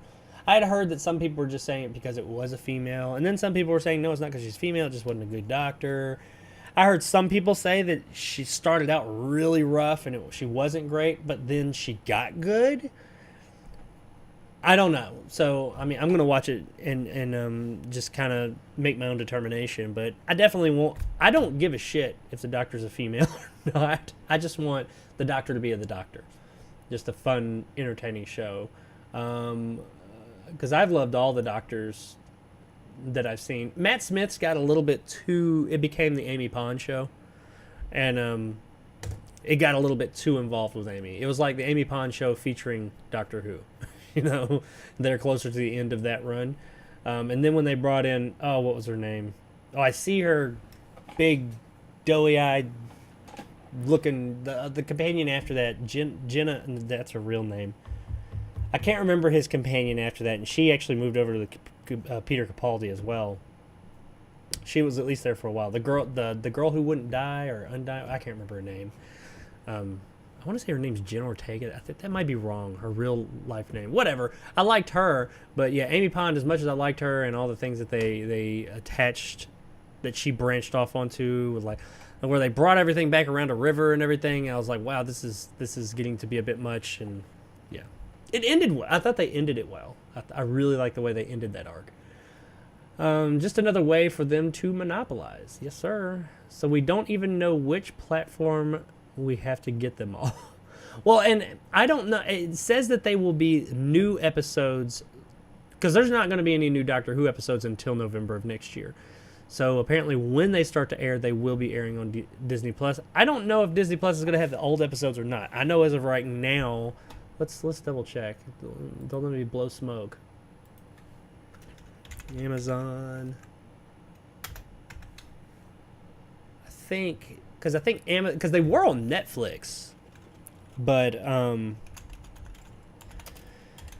Amazon I think signed a deal with them a few years back to where they're all on there. It looks like. Yeah, they're on it. Well, it says you have to buy them on Amazon. They were streaming. Maybe it's Hulu. Is Hulu where they went? If it's Hulu, then that actually, the whole Disney Plus thing makes sense. Because Hulu is owned by Disney Plus. Or by Disney. Oh, I'm not logged in. Oh, there we go. Okay, I'm not doing all this. I'm not setting a new password and all that. I'm pretty sure... I thought it was Amazon. I guess not. I guess I was wrong. Wait, Doctor Who streaming. Of course, all the stuff about Disney pops up now. Where to watch Doctor Who? I hate these articles. Like, the whole article is centered around, like, one question that they could answer in one sentence, but they have, like, a whole fucking article before they just get to the information they want, that you want. New episodes of Doctor Who, 2005 to present. Oh, they're on HBO Max now. Classic Doctor Who, 63 to 89, BritBox. Okay. So Doctor Who is now on HBO Max. It was Amazon. I guess they signed another deal. Now, that was years ago when it went to Amazon. But apparently, 2000... What did I say? 2005, that was the reboot. 2005 to present is on HBO Max. So, is that accurate? Let's see. I am signed into HBO Max. I'm sure you guys love watching me do this. Another great HBO Max show, by the way. His Dark Materials. Check that out. Final season's coming up soon. Doctor Who. Well, that... Doctor Who. Oh, yep, there they are. Yeah, they're all here. Yeah. So yeah, if you've got HBO Max, go check it out. And quite honestly, if you've never seen Doctor Who, it's worth getting HBO Max to watch them all. I don't know how many seasons there are. According to this, there are 13 seasons. Now, that's starting in 2005. So, since the 2005 revival, which the first season is, oh, hell, what is his name? Christopher Eccleston. And then after that, it becomes David Tennant for season 2, 3, 4? Maybe 5? I can't remember. He did quite a few seasons. He did 2 and 3 were Rose. 4 was, what was her name? The black woman. I really liked her too. And then, no, she was the last season. Then there was Donna. Then I don't know. I think it's 4 or 5 seasons. I think it's 4. But yeah, I'm just going on and on. HBO Max, that's where they are. I'm gonna keep that. Yeah, I'm gonna watch that. Just another way. I didn't know they owned Hulu. Yeah, they do. They absolutely do. Hulu and ESPN. BritBox, yeah, I've never heard of that, but apparently it's a streaming service you can subscribe to. I was gonna say the show is a lot older. I thought it is. It is. That's the re-envisioning of it, because it went off the air for in the late or early like 91 or 89, late 80s, early 90s. The show stopped, and then there was a movie with Eric Roberts that was pretty bad in the mid 90s, and then they did a revival of it in 2005, and it's been going strong since then. The early episodes or the early seasons are so good. Russell T Davies is the new showrunner. He's really good, but the guy who was on before him, I cannot remember his name off the top of my head, for the first like 4 or 5 seasons of the revival. It was fantastic. Anyway, let's move on. Eric Roberts in a bad movie, never. Yeah, right. Julia Roberts' brother, by the way. Some people don't realize that. Yeah, that's her brother. She went on to be an Academy Award winner, and he's like a Razzie Award winner. All right, let's jump into this last story, and then I will let you guys go. Where is my last story? There's my last. Oh, this is an interesting one. All right, let's talk about white chicks. Not just White Chicks, but White Chicks the movie. Anybody remember White Chicks? Came out, I don't know, years ago. Years and years ago. It's a harmless, goofy, funny Wayans Brothers movie. I mean, you know, basically about, those of you that aren't familiar with it, you look at these pictures, you could probably tell there's something suspect going on here. Yeah, it was Marlon and it was Marlon Wayans and shit. What's his brother? No, Keenan Ivory Wayans directed it.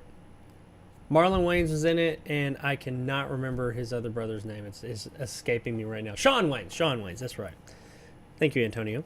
Marlon and Sean Wayans, they are FBI agents, I believe, and they dress up as, they do like makeup and stuff, and they dress up as white chicks to go undercover. I honestly can't remember exactly why. I think it's to prevent somebody from, or to some type of like kidnapping ring or something. It doesn't matter. It does not matter. Terry Crews is in it.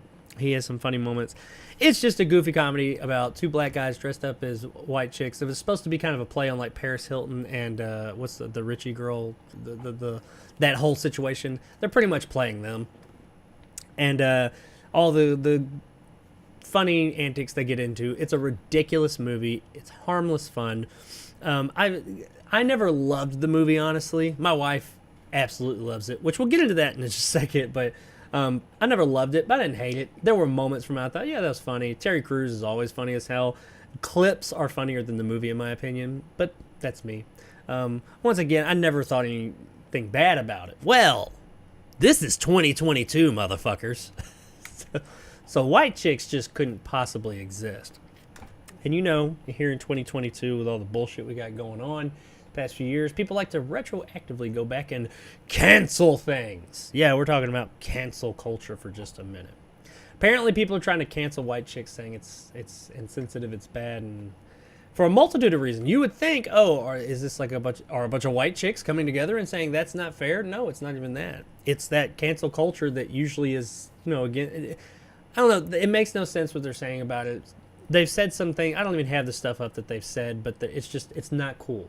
It's not okay. The movie is not. It plays on stereotypes for black people, for white people, and all that. And yeah, you're right. It does play to stereotypes because stereotypes are funny. Sue me, cancel me, what the fuck ever. Stereotypes are fucking funny. It is what it is. When not made fun of in a hateful way. You can make fun of things in a endearing way. But yeah, stereotypes are funny. And if you look at the Wayans brothers, or the Wayans family really, because it's not just brothers, all the way back to In Living Color, much of their comedy is based around stereotypes and things like that, and exaggerations, satire, over-exaggerated things. Look at Don't Be a Menace to South Central While Drinking Your Juice in the Hood. That whole fucking movie, the idea behind it, the fucking title of the movie, is a stereotype and an exaggeration.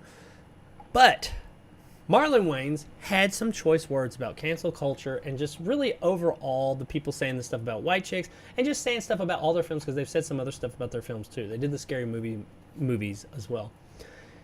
Mr. Wayans said, "I don't know what planet we're on where you think people don't need laughter and that people need to be censored and canceled," Wayans told BuzzFeed. "If a joke is going to get me canceled, thank you for doing me that favor," he said. Hallelujah, Marlon. Halla-fucking-lujah. He continued, "It's sad that society is in this place where we can't laugh anymore. I ain't listening to this damn generation. I ain't listening to these folks. These scared-ass people, these scared executives. Y'all do what..." Wait. I'm sorry, I read that wrong. "Y'all do what you want to do. Great. I'm still going to tell my jokes the way I tell them. And if you want to make some money, jump on board. And if not, then I'll find a way to do it myself. I know my audience. My audience comes to my shows every weekend and they leave feeling great and laughing. One thing about the Wayans, we've always told the worst joke the best way." I salute you, sir. I fucking salute you. Now, Wayans is not the first comedian to be saying similar things like this in the past few years. Many comedians have been coming forward saying comedy is dying. We can't tell funny jokes. We can't talk about people. We can't be funny anymore because people won't laugh. I mean, people are laughing. That's the funny thing, is people still find these jokes funny. Look at Dave Chappelle. Dave Chappelle is one of the few comedians out there, because he's got so much money and influence, he don't give a fuck, that he can actually still tell the jokes he wants to tell. He could say whatever the fuck he wants. People are laughing because it's funny. Yes, comedians say things that are mean to people sometimes, but they're not being mean. They're playing on a stereotype that everyone sees. It does not mean that everyone thinks these things about these people or this group or this person or this thing. Just because it's a stereotype does not mean everyone believes that stereotype, but everyone can be aware of that stereotype. And we can find humor in things when we can laugh at those things, and especially laugh at ourselves. People have forgotten how to laugh at your fucking self. I mean, Jesus, what is the problem? And I mean, it's all this cancel culture, PC up your fucking ass bullshit nowadays. That's the problem. But you can't make a joke. Everybody's too worried about hurting somebody's fucking snowflake bullshit pussy ass fucking feelings nowadays. Get the fuck over yourself and laugh. Look at my goofy ass on here. I look like a fucking idiot on the fucking internet, half the shit I do. It's a fucking joke. I don't care. People have said all kinds of things about me in comments and talk shit about me, some of which were jokes and they weren't malicious, but they were like biting and coming at me. It's funny. People talk about how I yell and I talk real fucking loud in my videos. Do you have to yell so much? My response to that, do I get mad? And I go, oh, they're talking about yelling in this. No, I say, because I want to make sure you fucking heard me. Jesus Christ. Pull the stick out of your ass. And unfortunately, that stick is in a lot of people's asses nowadays. This is a time, I mean, geez, George Carlin wouldn't survive nowadays. Look at some of the funniest comedians from the past, man. The Waynes, In Living Color, George Carlin, Sam Kinison. Wow, that would have been interesting nowadays. Eddie Murphy of the 80s. All these people like that, and there's so many more. Richard Pryor. These comedians are legends. They are funny as fuck. Red Fox, funny as hell, but these things wouldn't fly nowadays. But why not? Because they're still funny as shit. You go back and watch these comedians do their thing, and it's funny as fuck. But they wouldn't be allowed to do this nowadays. Why? Because you might hurt somebody's feelings? Why? Why are you so all up in your goddamn feelings? Why do you take offense to everything? Everybody's so fucking offended nowadays. So fucking offended. Fuck you. I don't give a fuck if I offend you. If I offend you, or if a comedian offends you, don't watch. Not everything has to appeal to everyone. If you're that fucking sensitive, don't fucking watch. That's the sad thing, though. I don't think that most people are that sensitive. I don't think that the vast majority of people out there in the world are this sensitive or that offended by any of this shit. I don't think any of it really bothers that many people. I think it's a select few that tell everyone that so many people are. That get out there. The loud, the vocal minority that are out there. And I'm not talking about specific minorities before anybody gets offended by that. No, I'm just saying that vocal crowd who yells the loudest and says it's so this, so that.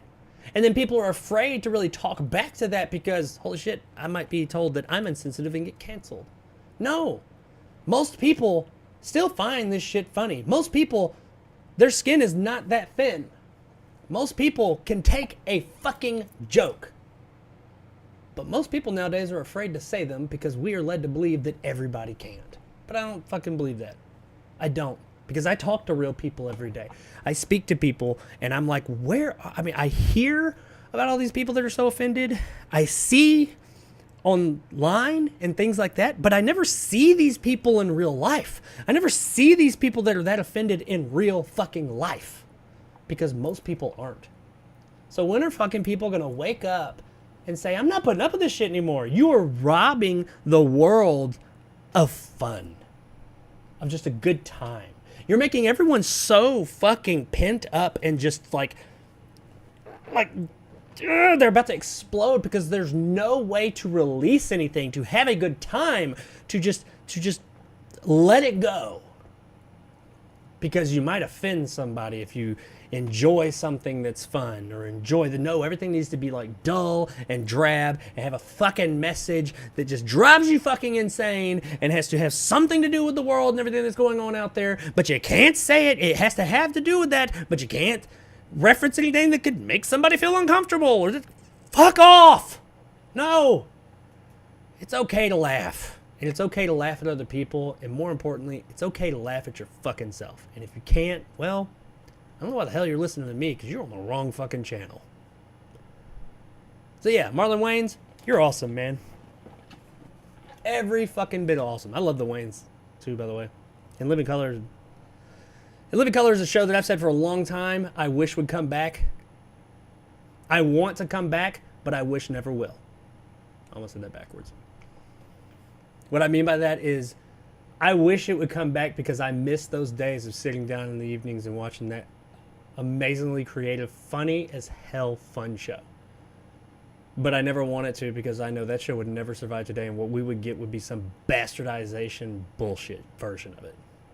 So, but some of the comedy that they've given us over the years and still are is great. And quite honestly, while I said at the beginning, at the top of this story, that White Chicks was never one of my favorite films. I like some of the clips from it. I find humor in it, yes, but I just never thought it was the funniest thing in the world. After these comments, Marlon, I think I like this movie even more. I think I'm gonna buy this fucking movie. Hell, he even himself said, you know what? You know who likes my movies? White chicks like my movies. Or white chicks like this movie. He's talking about this movie specifically. That's the funny thing. White chicks are the ones that like this movie. And he's right, because my wife who's a white chick. She likes this movie. So there you go. He knows his audience. Anyway, I know I have a bit of a rant. A little bit. Sorry. I feel strongly about this. I just hate that, man. I hate that. And I see some of the comedies we get nowadays, and it's like, what the fuck is this shit? What the fuck am I watching? This isn't funny? God damn. Anyway, I don't know. Let me know in the comments below. I've not even looked over at the chat as of yet. I will.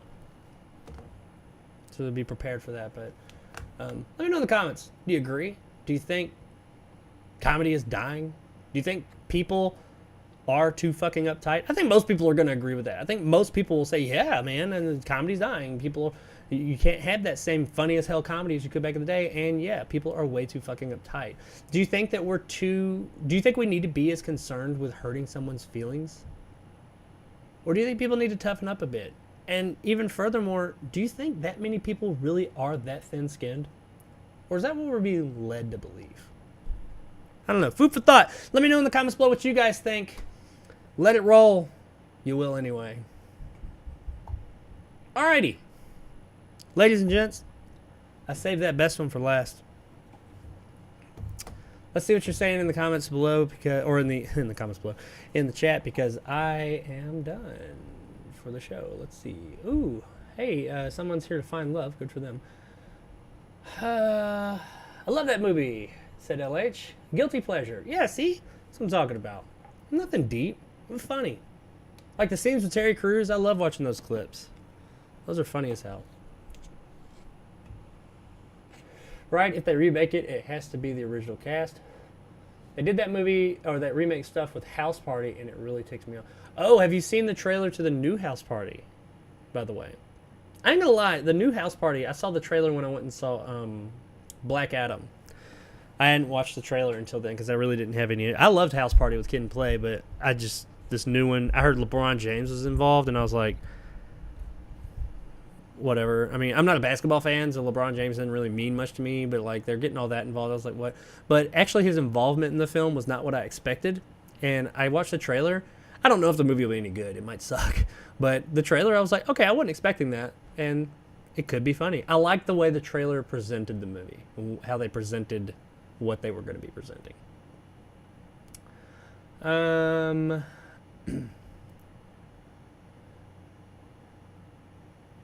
Crews is from my hometown, Flint. Yeah, Terry Crews is hilarious. I love Terry Crews. And he just seems like a good guy. Like, with a good head on his shoulders, too. You hear him talk, he doesn't sound like he's all into all that bullshit. I mean, he's got his views. But, I mean, he's not trying to ram his views down anybody's throat, and that's what I really like. And he calls shit out. Like, people say dumb shit, and he's like, what? I love Terry Crews. Retroactively cancel. LOL. Yeah, they are. Retroactively canceling the shit. Or trying to. Hallelujah. Hey, Nick is here. What's up, Nick? Hey, Jacob. James Gunn is taking over as head of DC Studio. Holy shit, are you fucking kidding me? Oh shit, seriously? Like, is that like for real thing? Or are you fucking with me? Because Nick be fucking with me over shit.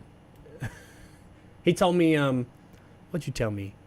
You told me Sam Raimi was going to be directing Blade. To the point where I was going to do a story on it. If so, that is some fucking news that I just missed. I need to... Hang on. If that's really going on, we might have another story here. If that's really going on, it'll be right here. And we're going to talk about it real quick.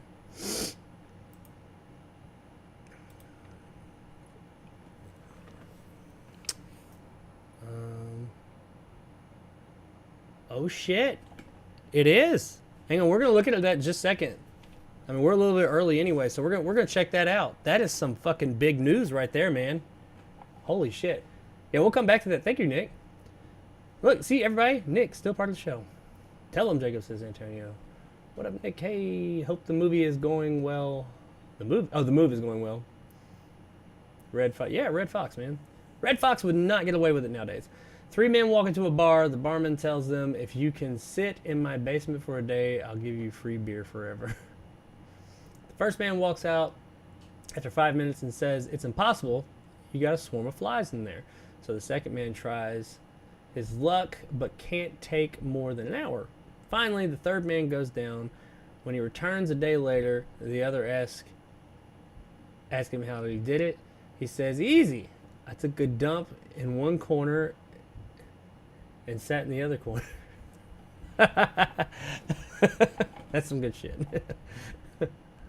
No, I haven't seen it.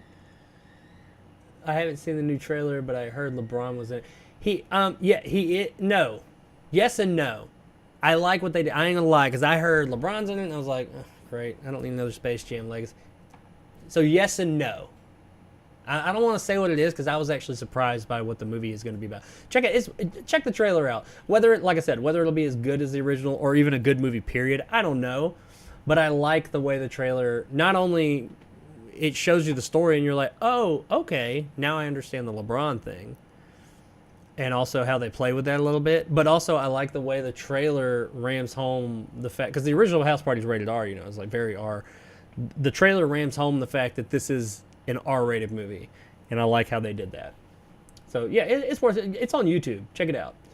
Also, how the hell did I turn 40 today? Fucking hell, Antonio. How am I 40? Happy 40th birthday, Nick, by the way. That's right, man. I'm sorry. I meant to send you something on that. I kept thinking it was tomorrow for some reason. But happy 40th, Nick. Everybody wish Nick a happy 40th.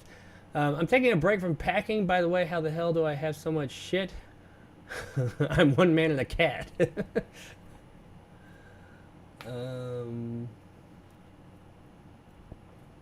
man, happy birthday. Thanks. It's 40th anniversary of living. Yeah, there you go.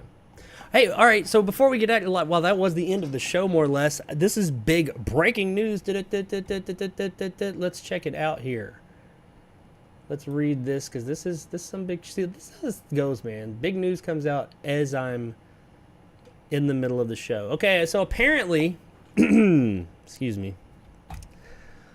Apparently, James Gunn and Peter Safran are officially taking over the DC... It says DCU. I thought it was DCEU. Are they just changing it to DCU now? Uh-oh. So James Gunn... Holy crap, that's some big shit. The Suicide Squad and Peacemaker director is joining forces with Aquaman and the Lost Kingdom producer to both serve as co-chairman and CEOs of DC Studios.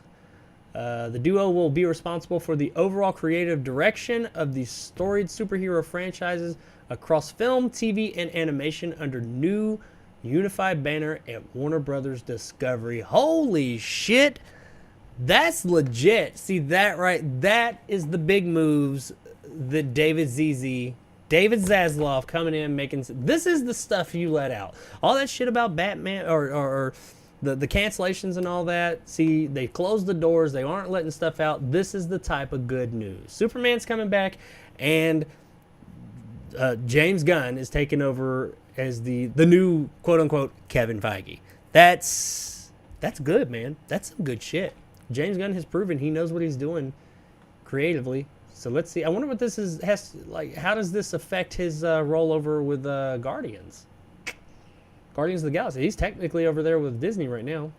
Let's see. Gunn and Safran will report to David Zaslav, CEO of Warner Brothers Discovery, and will work closely with Mike DeLuca and Pam Abdy, co-chairpersons and CEO of Warner Brothers Film Group. The appointments will be effective on November 1st. So damn, just like a week from now. They are large and in charge, and he's still working over at Disney on Guardians. I assume. Well, I don't know. That movie might be done. They got a trailer and everything. It comes out soon, so he might be more or less done with that.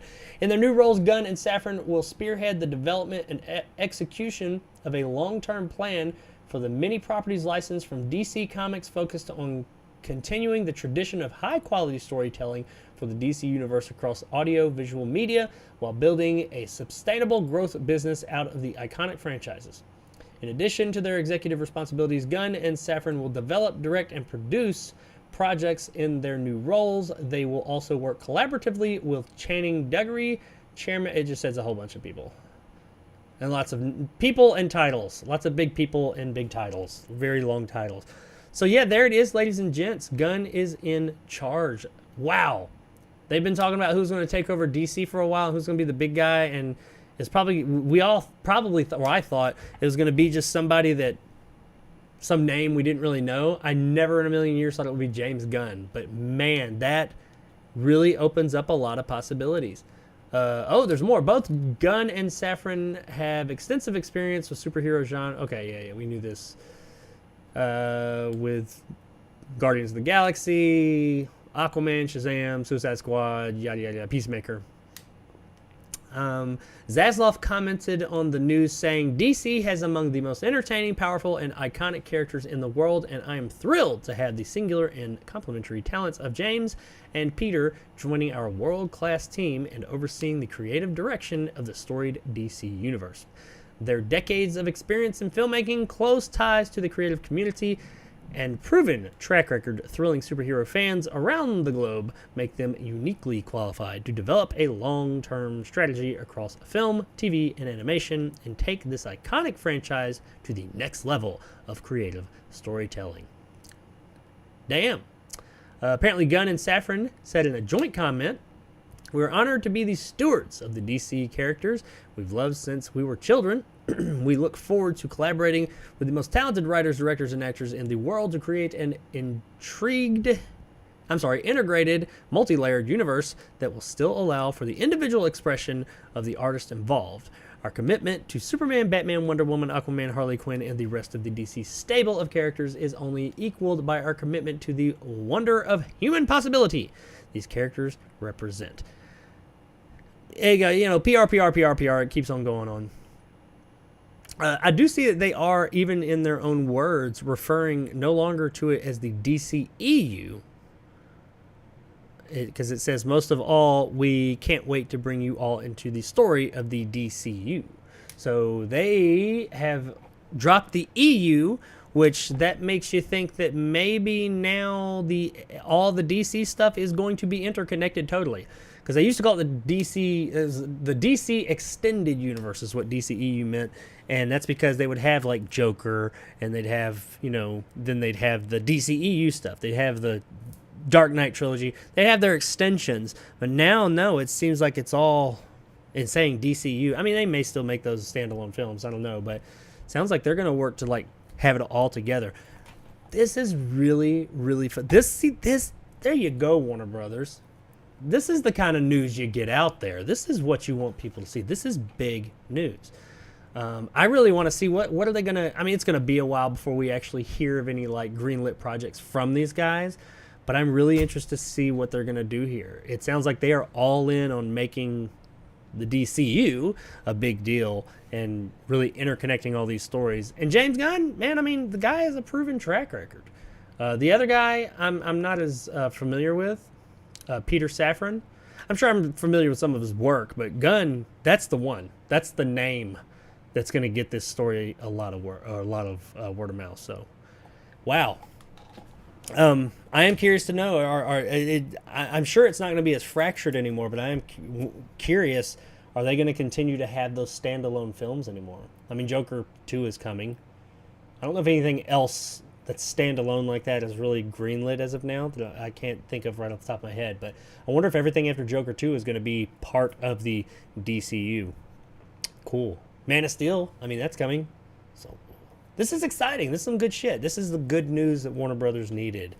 I bet this makes their stocks go up because James Gunn's a hell of a name. But let me know in the comments below what you guys think. Do you think that James Gunn taking over as DCU, Kevin Feige, if you will, is this good news? Do you not care? I mean, I'm actually pretty damn surprised by this. What do you think? What direction do you think this universe is going to go now? Do you think that DC is finally going to come into its own? Honestly, I will say this. This is the time to do it. Because Marvel, let's be real, the MCU is not in its best place right now. That Ant-Man trailer looked really good, I ain't gonna lie. That Quantumania, that's the most excited I've been about a Marvel movie in quite a while. Just from that trailer. I mean, the movie might be trash, but since Endgame, Marvel has not been doing so hot. I mean, financially, they're doing all right. But, creatively, the way their movies, in my opinion, not so good. So if they can pump some of this stuff out and actually get some like really good interconnected creativity going on with a Gunn at the helm, or not at the helm, but in charge of everything, then this might be their moment. Sometimes it's not about something. Of course, you want to put quality out, but sometimes it's when you put it out too. So Marvel is experiencing a lull. Now is when you want to strike, because you can come in and take some of that sweet Marvel money. But let me know in the comments below what you guys think. Do you think any of what I said is true, or if Gunn taking over as DC's big dick is a good thing? Let me know in the comments below. Alrighty, everybody. With that extra breaking news there, besides that, that is the end of the show. Unless Nick's going to swoop in here last minute and be like, hey, this is going on too. Let's see what you guys are saying over here. Thanks, LH. This is what happens when you fire James Gunn over some stupid-ass old tweets. Good job, Disney. Yeah, right? That was dumb as hell. That was some dumb-ass shit. That whole situation was. He got retroactively canceled. Jacob, I told you to put it in an application. Yeah, I'm sure. that would be all over me. I believe we could all collaborate and make a super scary movie. I'll try and secure financing. All right, man, you go for it. Let me know what our budget is. I want it to have something to do with, like, Legend. Like the movie with Tom Cruise, Legend? Wonder if Cavill was hired back thanks to Gunn. You know what? That would make sense, because if you look at some of the comments that were made, I think it was a mixture, and The Rock had something to do with it too. Because if you look at the comments they were making about Henry Cavill as Superman, there were executives saying he will never be Superman ever again and things like that. Now, those execs are gone now, or they've been phased out or something like that. So I wouldn't be surprised if Gunn and The Rock together just, you know, because we're hearing about this today. It's obviously been in the works for a while. And the whole Superman scene was filmed in September. So, well, yeah, there it is, guys. As far as other stuff that's coming up on the channel, like I said, I got a Piggy review coming, and that other movie called Bitch Ass I might review. We'll see. Of course, all the stories from today will be cut off into more digestible versions and put on the channel if you missed any of them over the coming days. I still have a few. I dropped the ball this weekend again. I had some stuff going on. I was unable to release Friday's show or all the clips from Friday's show, but those will still come. I got a couple of them clipped out. Streaming. I talk about this every time. The whole Dreamcast thing, yeah, I've been having some issues with that. I'm going to have to go through and, like, resolder a bunch of the joints. Something's going on there. It was working, and now it's not, but I can't figure out why. The HDMI mod from my, it appears to be working, but I'm just not getting video, so I'm going to have to, like, troubleshoot that. I really honestly haven't troubleshooted anymore since I last talked about this. So it was kind of disheartening and frustrating, but I'm going to do that over the course of the next few days because I want this project done. And I want to kind of do a stream where I have that and my Ultimate Saturn and my Ultimate Dreamcast in one video. Instead of having two separate videos. I will 150% be having a stream between Monday and Wednesday of next week, not including this one, a gaming stream, because I will be receiving my Sega Genesis Mini 2. It releases in 2 days on Friday. Is it Friday? The 27th, whatever the 27th is when it releases, and it says it will be shipping around that time, and it will be here between the 30th and the 2nd. And the 30th is Sunday, so it ain't going to be here then, and the 2nd is Wednesday. So sometime between Monday and Wednesday, as soon as I get that thing, I will do an unboxing, and I'll hook it up and play some of it on here so you guys can see what that's all about, and if it's something you would be interested in getting. However, when I did the announcement trailer reaction to it, like I said then, if you think it's something you'd be interested in getting, you probably want to go ahead and do it, because it will sell out, and then it's going to cost hundreds of dollars to get one, because it will be in limited supply. They are still on sale on Amazon, by the way. You can still get them. But beyond that, that is all I got, ladies and gents. I'm going to get out of here and cut some of this up so I can get it out ASAP. Get some other video content out to you guys. And I will be back on Friday. I am hoping to have a guest with me Friday to talk about the other film from our friend Silverlock. But you guys let me know on Friday, if not the following Tuesday. But you guys check out that movie. What was it called? Dave Made a Maze. Dave Made a Maze. Absolutely worth checking out. Apparently it is on. Yeah, I know it's on Amazon. That's where I watched it. But Antonio said it's on Tubi, and it's on. He said somewhere else. I'm not sure. It's available in multiple places, but you can watch it for free on Amazon and Tubi. So no reason. Check that out. Oh, the House Party video. House Party trailer for Antonio at least. If you're a House Party fan from back in the day, it's worth checking out. It was not what I expected. I'll say that. I don't know if the movie will be good, but the trailer was not what I expected. And there were things about it I liked the direction they went. But the movie could be trash. Who knows? But hope you guys had a fun time watching today. Yeah, Peacock. There you go, Antonio. For those one person out there that has Peacock. Hope you guys enjoyed the show. Hope you all come back and hope you enjoy the other content on the channel. I will see you all next time. Peace, love, chicken grease. Bye-bye.